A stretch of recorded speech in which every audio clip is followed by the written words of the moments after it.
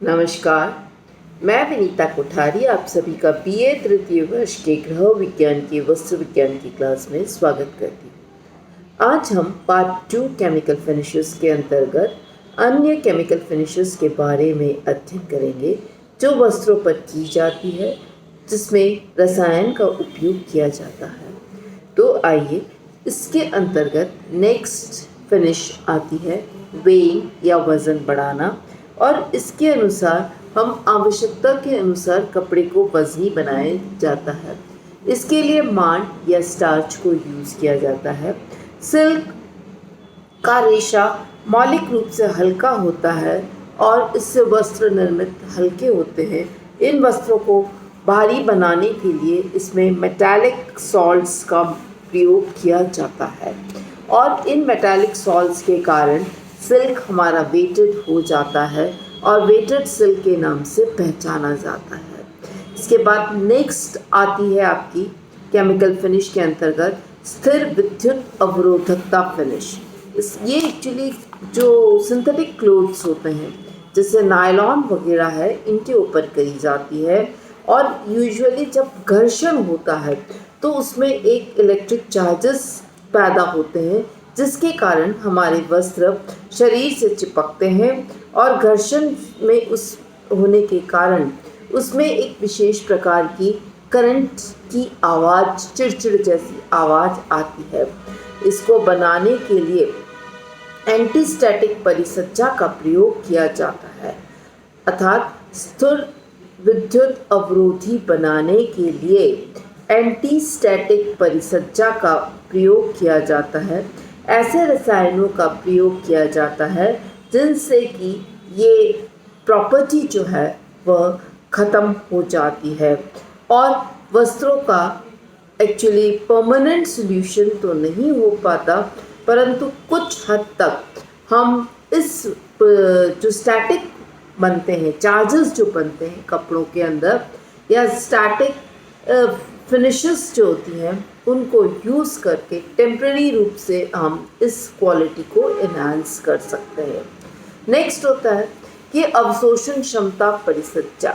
वस्त्रों में अवशोषकता का गुण आवश्यक होता है। फॉर एग्जाम्पल तौलिया है, चादर है, मेजपोश है, या जो कॉटन वस्त्र होते हैं, लिनन है, ये तो नेचुरली रूप से इनमें अवशोषकता का गुण मौजूद होता है, परंतु जिनमें अवशोषकता का गुण मौजूद नहीं होता है उन फैब्रिक्स को एक्चुअली अमोनिया यौगिक से प्रतिक्रिया कराई जाती है, और मर्सराइजेशन की एक प्रक्रिया होती है जिसके माध्यम से हमारा जो एब्जॉर्बेंसी है या अवशोषण की क्षमता है वह वस्त्र की बढ़ जाती है। नेक्स्ट आती है कि मिट्टी और दाग धब्बे रिपेलेंट आपकी परिसज्जा। यूजुअली क्या होता है कि जो कुछ कपड़े ऐसे होते हैं जहाँ पर दाग धब्बों को एब्जॉर्ब कर लिया जाता है, और कई बार वे एक परमानेंट स्टेन के रूप में मौजूद रहते हैं। दूसरी चीज़ कि हम देखते हैं कि ऐसे वस्त्र होते हैं जहाँ पर दाग धब्बे बहुत इजीली लग जाते हैं, तो ऐसे दाग धब्बों को आसानी से हटाया जाए, इसके लिए यूजुअली हम जो फिनिशेस करते हैं वे आती हैं आपकी स्कॉच गार्ड परिसज्जा। स्कॉच SCOTCH, ओके,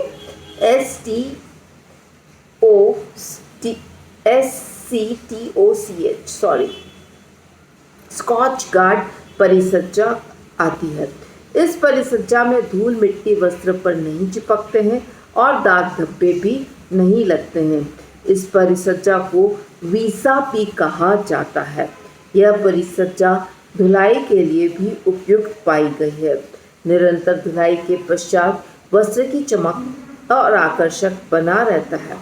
यह परिसज्जा सभी प्रकार के वस्त्रों के लिए उपयुक्त होती है, और इस परिसज्जा के करने से वस्त्र पर दाग धब्बे मिट्टी से बचाव होता है। नेक्स्ट फिनिश आती है एंटीसेप्टिक फिनिश, ओके। यूजुअली जो चिकित्सा के अंदर उपयोग किए जाने वाले वस्त्र होते हैं, उन जैसे पट्टियाँ हैं, धागे हैं, वस्त्र हैं जो हॉस्पिटल्स के अंदर यूज़ होते हैं, तो उन पर एंटीसेप्टिक घोल के माध्यम से एंटीसेप्टिक फिनिश की जाती है। यहाँ पर इन्हें एंटीसेप्टिक के अंदर डुबोया जाता है कुछ घंटों के लिए और उसके बाद वस्त्रों को उससे निकाल कर सुखाया जाता है, जिसके कारण से वस्त्र हमारे एंटीसेप्टिक हो जाते हैं। परंतु जैसे ही वस्त्र एक बार एक्सपोज होते हैं उन पर और यूज़ हो जाते हैं, उसके बाद हम उन वस्त्रों का पुनर्उपयोग नहीं कर सकते हैं। इसे हमें पुनः एंटीसेप्टिक के अंदर धोना पड़ता है। इसके बाद नेक्स्ट फिनिश आती है anti snag finish. Anti snag finish knitting से निर्मित वस्त्रों के उघड़ने का अवगुण के कारण इस परिसज्जा की जाती है। यूजुअली निटिंग बहुत सिर्फ हम वस्त्रों के लिए यूज़ करते हैं और उसकी उपयोगिता को देखते हुए यह निटिंग वाले वस्त्रों में अति आवश्यक होती है और इस कंपनी का खोज ड्यूपॉन्ट कंपनी ने खोजा है और इस परिसज्जा को जी-पेल कहा जाता है। और इस अवगुण को दूर करने के लिए यूजुअली जो परिसज्जा होती है वह ड्राई क्लीनिंग के समान होती है। निरंतर धुलाई ड्राई क्लीनिंग डब्बे से मुक्त कर देती है और the multi-action gel pen not only reduces picks, pulls, snags but also provides 3 additional features: anti-static properties, water repellency and oil stain resistance with repeated washing and drying। तो हम देखते हैं कि जो जेल पेल परिसज्जा है न केवल हमारे जो धागे हैं उनको खींचने से बचाती हैं, परंतु साथ ही हमारे जो वस्त्र है उनमें कुछ प्रॉपर्टीज़ को और बढ़ा देती हैं, जैसे एंटीस्टैटिक प्रॉपर्टी, वाटर रिपेलेंसी प्रॉपर्टी और तीसरी प्रॉपर्टी जो बढ़ा देती है कि स्टेन रेजिस्टेंस अर्थात दाग धब्बे शीघ्रता से नहीं लगते हैं। तो एंटी स्नैग फिनिश एक्चुअली बड़ी ही अच्छी फिनिश है जिसकी खोज एक्चुअली ड्यूपॉन्ट ने इस अवगुण को दूर करने के लिए ऐसी परिसज्जा का आविष्कार किया जो कि निटिंग के वस्त्र उघड़ने से बचाता है। नाम इसका दिया गया जेल पेल। नेक्स्ट आती है बैक्टीरिया अवरोधक परिसज्जा अर्थात बैक्टीरिया से बचाने के लिए वस्त्रों पर की जाने वाली परिसज्जा और इसके लिए जो अमोनिया के यौगिक हैं उनको वो वस्त्रों से प्रतिक्रिया कराई जाती है और उसके पश्चात धागों को ही एक्चुअली अब इसमें परिसज्जा कर देते हैं धागों की ही, और उसके बाद वस्त्र निर्माण करते हैं तो भी हमारे वस्त्र बैक्टीरिया रेजिस्टेंस होते हैं। फिर सिकुड़न अवरोधी परिसज्जा मोस्ट इम्पॉर्टेंट केमिकल फिनिश है ये, और यूजुअली वस्त्र यदि हम पहनते हैं तो उनके अंदर सलवटें पड़ जाती है और वस्त्र अपनी पूर्व आकृति को खो देते हैं, भौतिक स्वरूप उनका बिगड़ जाता है। तो ऐसे वस्त्रों को सही करने के लिए हमें सिकुड़न अवरोधी परिसज्जा की आवश्यकता होती है। सिकुड़न प्रतिरोधी बनाने के लिए लूम पर से कपड़ा उतारने के पश्चात ग्रे क्लॉथ को एक बार धोने के पश्चात दी जाती है। सिकुड़न 2 प्रकार की होती है, एक ढीली अवस्था की सिकुड़न रिलैक्सेशन सिकुड़न होती है और दूसरी होती है प्रोग्रेसिव श्रिंकेज या लगातार होने वाली एक्चुअली संकुचन। यह जो ढीली अवस्था वाली संकुचन है यूजुअली यह संकुचन पहली धुलाई के पश्चात होती है। बुनाई प्रक्रिया के दौरान ताने के धागे सीधे तनाव के अवस्था में होते हैं।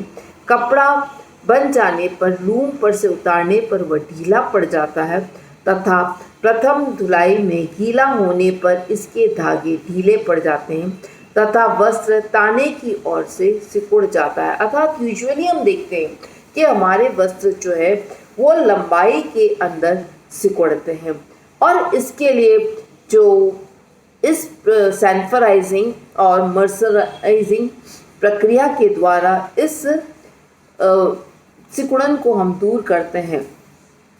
ऊनी वस्त्रों पर मेलामाइन फॉर्मेल्डिहाइड रेजिन का उपयोग या परत चढ़ा देती है जो उसे सिकुड़न अवरोधी बनाती है।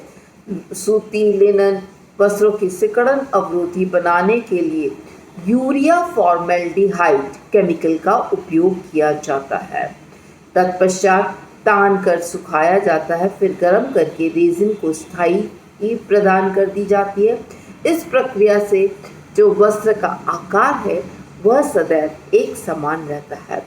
लगातार होने वाला संकुचन या प्रोग्रेसिव श्रिंकेज एक तरह का सिकुड़न वस्त्र की प्रत्येक धुलाई के पश्चात होता है। वस्त्र सिकुड़ता है। ताप संयम्य रेशों को हीट सेट के द्वारा स्थायी सिकुड़न से मुक्त किया जाता है तथा इनकी आकृति को एक्चुअली स्थिर बना दिया जाता है। नेक्स्ट आती है सिकुड़न होने वाली ऊन वस्त्र निम्न प्रकार से परिसज्जित किया जाता है। सतह पर तह जमाकर या सरफेस कोटिंग करके, अर्थात इस प्रक्रिया के अंतर्गत वस्त्रों पर पॉलीमाइड की तह जमा दी जाती है और हेलोजिनाइजेशन प्रोसेस, इसमें वस्त्र को क्लोरीन से प्रतिक्रिया कराई जाती है जिसके कारण वस्त्र हमारे सिकुड़ने से बच जाते हैं। इसके बाद वस्त्रों के अंदर हमारे रिंकल्स पड़े रहते हैं, तो इन रिंकल्स को दूर करने के लिए नेक्स्ट फिनिश करी जाती है जो कि कॉमनली हम अपने घरों के अंदर भी करते हैं, दैट इज प्रेस। प्रेस आपकी दो तरह की है, एक टेम्परेरी प्रेस, एक स्थायी प्रेस। यूजुअली जो सेल्यूलोज वाले निर्मित वस्त्र होते हैं उनके अंदर जो सलवटें होती हैं वे दूर टेम्परेरी प्रेस के माध्यम से ही होती हैं और इन्हें सलवट विरोधी बनाने के लिए स्थायी प्रेस नामक परिसज्जा करी जाती है ताकि नियमित धुलाई के पश्चात भी एक्चुअली उन वस्त्रों को आवश्यकता नहीं होती है। परमानेंट प्रेस की प्रक्रिया प्रारंभ हुई सन 1955 के अंदर, जिसके द्वारा वस्त्रों का रखरखाव सहज और सलवट की समस्या को दूर किया गया। इसके लिए सबसे प्रथम हम एक्चुअली यूरिया फॉर्मेल्डिहाइड रेजिन का प्रयोग किया गया, परंतु पूर्ण सफलता न मिलने के पश्चात इसे मेलामाइन फॉर्मेल्डिहाइड जैसे रेजिन से परिसज्जा विकसित हुई। ताप संयम्य रेशों को हीट सेट के द्वारा परिसज्जा की गई। सूती लिनन वस्त्रों पर रेजिन परिसज्जा करी गई और इस प्रकार वॉश एंड वियर सलवट अवरोधी परिसज्जा के द्वारा हमें आरामदायक वस्त्र प्राप्त हुए। तो इस प्रकार हम देखते हैं कि विभिन्न प्रकार की केमिकल्स को उपयोग करके हम वस्त्रों की परिसज्जा कर उनकी उपयोगिता और गुणवत्ता को बढ़ा सकते हैं। बहुत बहुत धन्यवाद।